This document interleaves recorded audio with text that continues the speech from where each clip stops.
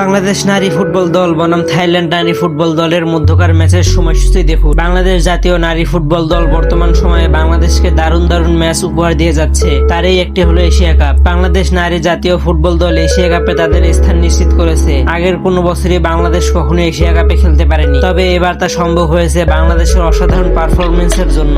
বাংলাদেশ মিয়ানমারে group champion হয়ে Asia কাপে জায়গা নিশ্চিত করেছে। এশিয়া কাপে বাংলাদেশের গ্রুপে রয়েছে শক্তিশালী চীন ও উত্তর কোরিয়ার মতো দেশ। তাই বাংলাদেশ যদি তাদের বিপক্ষে ভালো ফলাফল করতে চায় তাহলে বাংলাদেশকে ব্যাপক প্রস্তুতি নিতে হবে। আর তারই একটা প্রস্তুতি হলো বাংলাদেশের সাথে থাইল্যান্ডের খেলা।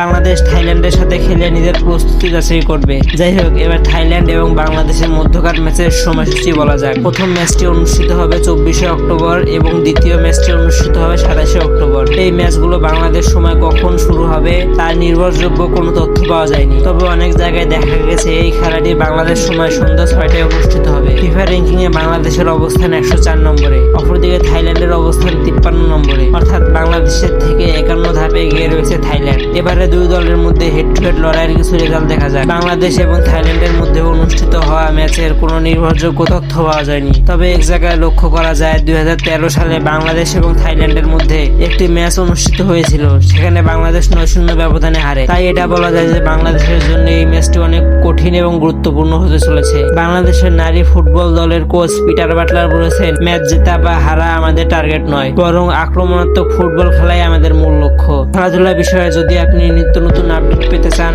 তাহলে আমাদের চ্যানেলটি সাবস্ক্রাইব করে রাখতে পারেন।